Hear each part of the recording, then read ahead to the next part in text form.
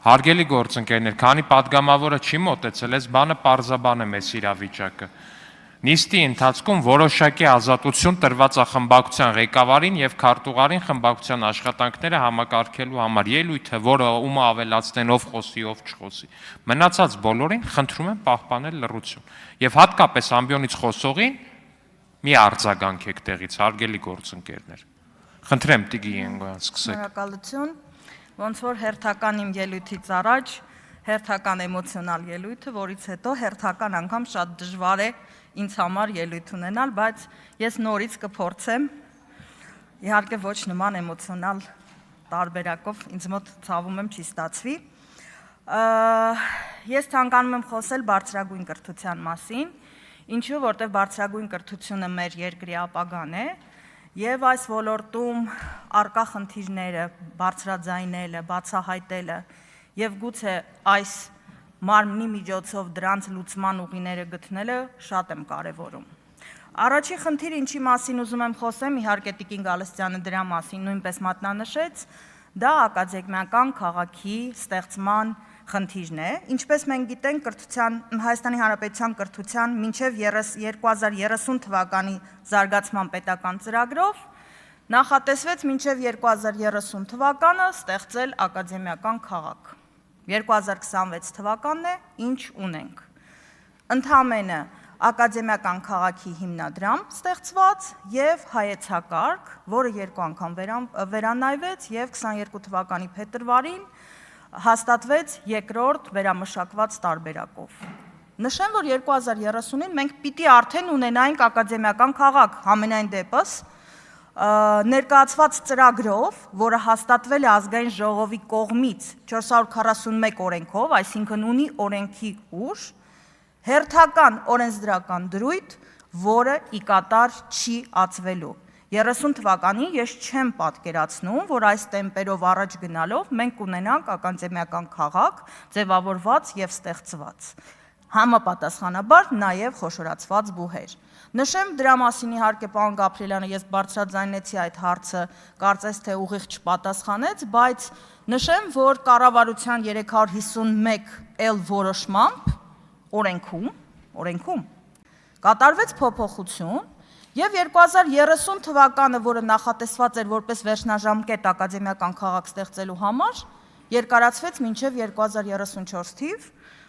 իրավաբանները ինձ լավ կհասկանան, թե ինչ է նշանակում օրենքում կառավարության որոշման փոփոխություն մտցնելը եւ ինչքանով է դա սահմանադրական։ Ակադեմիական քաղաքի հետ պարոն Գաբրիելյանը նաեւ սերտորեն կապեց բուհերի վարկանիշի հարցը, մասնավորապես հարց բարձրաձայնեցի, թե ինչպես ենք կարողանալու այդ ծրագրին համապատասխան մինչև 2030 թվականը 4 բուհ ունենալ միջազգային վարկանիշային համակարգում լավագույն բուհերի շարքում 500-ի մեջ, իհարկե ընդունվեց, որ հնարավոր չէ մինչև 2030 թվականը այդ բուհերի քանակը ապահովել մինչև 504 բուհ, եւ պարոն Գաբրիելյանը ամենայն հարգանքով ասաց, որ դա կլինի հնարավոր միայն ակադեմիական քաղաք ստեղծելու համատեքստում։ Հարգելի գործընկերներ, ակադեմիական քաղաքի ստեղծումը արդեն մինչև 34 թիվ հետաձգվել է։ Ակադեմիական քաղաքի ստեղծմամբ պետք է խոշորացվեն բուհերը։ Հիմա ես ուզում եմ պատկերացնեմ, այդ նորաստեղծ բուհը ինչ քայլեր պիտի կառավարությունը ձեռնարկի, որպեսզի 4 տարում, մինչև 2034 թիվը արդեն ժամկետը խախտել ենք, արդեն խոստումը խախտվել է, որպեսզի 4 բուհ այնպիսի թռիչքային զարգացում ապրի, որ դառնա աշխարհի լավագույն 500 բուհերի շարքում, որպես ոլորտի մասնագետ եմ ասում, որպես գիտնական եմ ասում, հնարավոր չի, միջազգային փորձնել է դրա մասին վկայում։ Անգամ մեկ չենք կարող ունենալ, օրինակ նույն Շանխայի համակարգում։ Հաջորդ խնդիրը, որի մասին ես ուզում եմ խոսել, վերաբերվում է ուրեմն ՄԳՇ հրապարակումներին, միջազգային գիտական շտեմարանների հրապարակումներին։ Մասնավորապես ինչի մասին է խոսքը գնում։ Բարձրագույն կրթության գիտության մասին օրենքով սահմանվեց, կներեք, համապատասխան նախագծով կառավարության սահմանվեց, որ գիտական խորհուրդների, այսինքն այն խորհուրդների, որոնք պետք է գիտական աստիճան շնորհեն գիտական աստիճան հայցող անձանց, պետք է լինի անդամ, որը ունի, խնդրում եմ ֆիքսեք, 5 հրապարակում, առնվազն 5 հրապարակում, ՄԳՇ համակարգում։ Այդ միջազգային ինդեքսավորված համակարգը ընդունվել է Web of Science-ը եւ Scopus շտեմարանները։ Գուցե մի քիչ մասնագիտական բան եմ ասում, գուցե մի փոքր կարող է ոչ մասնագետների կողմից ամբողջական չընկալվի, բայց հաշվի առնելով, որ մենք այստեղ քննարկում ենք համապատասխան ոլորտով զբաղվող հանձնաժողովը եւ առկա խնդիրները, նշեմ հետեւյալը, հարգելի գործընկերներ, մենք այսօրվա պահին նախ այստեղ հարց է առաջանում իմ համար համենայն դեպս ինչի են ընտրվել այս միջազգային շտեմարանային համակարգերը։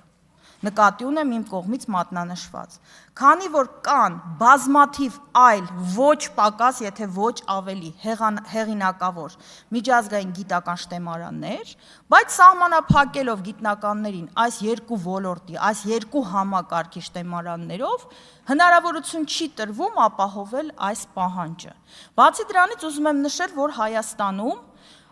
գրեթե արկա չեն նմանատիպ շտեմարաններում գրանցված գիտական ժուրնալներ, ինչի եմ սա ասում, որովհետև մեր գիտնականը առնվազն պետք է հնարավորություն ունենա իր գիտական աշխատանքները նման շտեմարաններում հրապարակի։ Ինչ ենք ունենալու արդյունքում, ասեմ նաև, որ որակավորման կարգ սահմանելու համար նաև նախատեսվել է, որ այդ որակավորում շնորհող հանձնաժողովը պետք է անդամը ունենա Q1 վարկանիշ ունեցող շտեմարանում հրապարակում, այսինքն հերիք չի Scopus, մի հատ է Scopus-ի ամենաբարձրագույն աստիճանը։ Ինչով է սա հիմնավորված, ինչով է պայմանավորված, չգիտեմ, բայց որպեսզի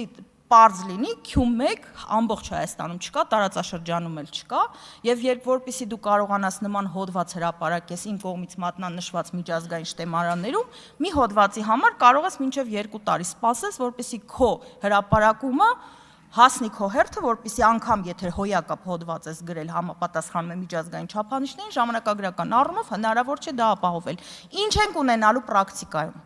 Բազմաթիվ մասնագիտություններով չեն ձևավորվելու գիտական խորհուրդներ, որտեղ չկան գիտնականներ այս միջազգային չափանիշներին համապատասխանելու համար, եւ մենք առնվազն բազմաթիվ մասնագիտություններով մոտակա 5-ից 7 տարի չենք ունենա գիտական խորհուրդ, չենք ունենալու գիտական ղեկավար, որտեղ նույն պահանջներին պետք է համապատասխանի, չենք ունենալու ասպիրանտ, չենք ունենալու գիտական աշխատանքներ, չենք ունենալու դոկտորական ատենախոսություններ, ասում եմ դոկտորական, որտեղ տեխնոլոգիականը հավասարեցվել է դոկտորականի,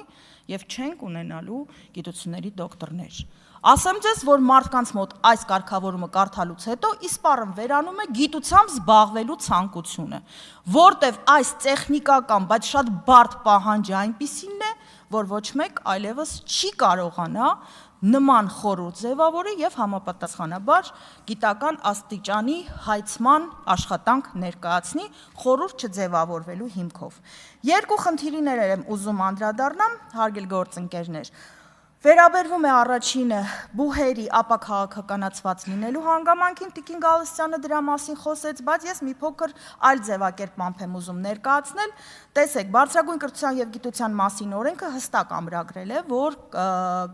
բուհերը դառնալու են ապաքաղաքական, այսինքն ղեկավար պաշտոններում, հոգաբարձությունների խորհրդում, այլևս պետական եւ հանրային պաշտոն զբաղեցնող անձինք չպետք է լինեն, բայց սահմանել է վերապահում։ Սա կիրառել է, այս նորմը կիրառել է 29-30 թվականին ուսումնական տարուց սկսած բուհերի խոշորացված բուհերի միայն նկատմամբ։ Իմ մոտ ամենայն դեպս որպես մասնագետ նույնպես հարց է առաջանում։ Ինչու եթե քաղաքացիական պայմանագիրը, մասնավորապես պարոն Փաշինյանը 2018 թվականին, եթե չեմ սխալվում, հենց ռադիոյի տան մոտ իր ելույթում ուղիղ մատնանշեց, որ բուհերը պետք է ապաքաղաքականացվեն, եւ փաստացիորեն օրենսդրական մակարդակով դա ամրագրվեց միայն 25 թվականին, օրենքը ընդունվել է 25, այն էլ օրենքի մեջ ուղիղ մատնանշվեց, որ այս դրույթը կիրառվելու է բացառապես 29-30 թվականի ուսումնական տարուց սկսած։ Ինչ է ստացվում, որ հարգել գործընկերներ 11 տարի է պետք, որպեսզի այս խոստումը ի կատարածվի։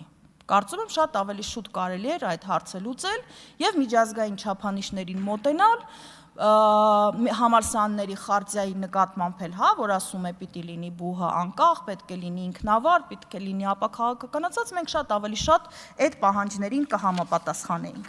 Եվ վերջի խնդիրը, որի մասին ես կուզենայի խոսել, դա բուհերի ինքնավարման իրավունքն է։